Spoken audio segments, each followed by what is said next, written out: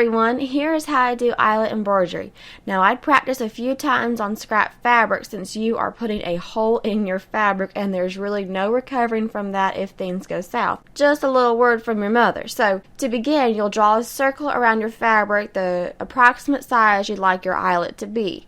And I'm using that friction pen, I don't know if I'm saying that right, but it's linked below to draw on my fabric and it does come off with heat. I'm loving this pen so much more than that Dritz pen. Now it does slightly discolor lighter colored fabrics, but since the embroidery threads are going over the ink marks, it's no big deal, you will not see that. Now I'm using just one strand of DMC embroidery floss, and I start without any knots. I just hold that little tail until I have a few running stitches to secure the floss to the fabric. You can start your running stitches on the wrong side of your work, which will leave that tail on the wrong side of your fabric, or you can start on the right side of your work as I'm doing here, and that will leave your tail on the right side of your work, but I just trim it up later as you'll see in the video. And honestly, I alternate between the two starting places, so it kind of doesn't matter. Either works just fine. So you'll make little running stitches around the circle. The smaller these stitches are, the better of a circle you're going to have. Think of like tangent lines to a circle, if you will. And these stitches serve a few purposes. First, establishing the circle and keeping it secure. Like I said, you are going to be putting a hole in your fabric. They also provide a slight amount of poof to your eyelet, but really the main purpose is to keep your circle secure, if you will. Keep the structural integrity of that circle together. So when you're done with your running stitches, then you'll put your needle and thread to the side.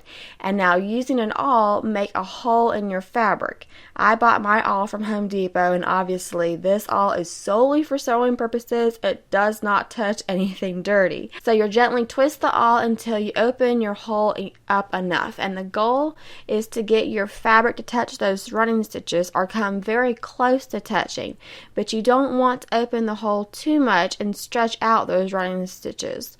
They shouldn't be like deformed in any way. So something like this is what you're aiming for. Then you can start your overcast stitches for the eyelet. And I work my eyelets counterclockwise around the circle. I'd imagine if you are left-handed, you'd want to change this direction, but it really doesn't matter. Whatever is comfortable for you. So you'll do the overcast stitch by going under to the wrong side of your fabric, and then I like to go a few threads past those running stitches. And this establishes a width of about 1/16 of an inch or so. Then I pull the overcast stitches taut. Not super tight, but you do want to pull it taut. This is enclosing that raw edge of the circle after all, so you do want to have some tension there.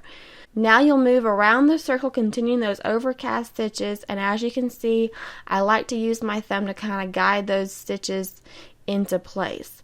Now the goal is to get the stitches right next to each other, but not overlapping. You want them to just be butted up to each other. Having one thread overlap the previous will cause a bump, and that will result in your eyelet looking sloppy. Like I said, it's a good thing to practice on a scrap piece of fabric first. They aren't that tricky once you get the hang of it, but they may take some practice, and that is perfectly fine. Anywho, once you've worked all the way around your circle, then you can send your needle to the wrong side of your work. I like to hold where that last thread is in place and check how it looks on the right side of my work. And if I'm happy with its placement, then I secure the end of my thread by going under the back side of those overcast stitches a little ways, like maybe 1/4 of an inch or something. Then I trim the end, and voila, you've got yourself an eyelet. Aren't they pretty? I hope this video was helpful. If you have any questions, please leave them in the comments below and I will do my best to answer them. As always, I appreciate y'all for watching and I hope to catch y'all next time.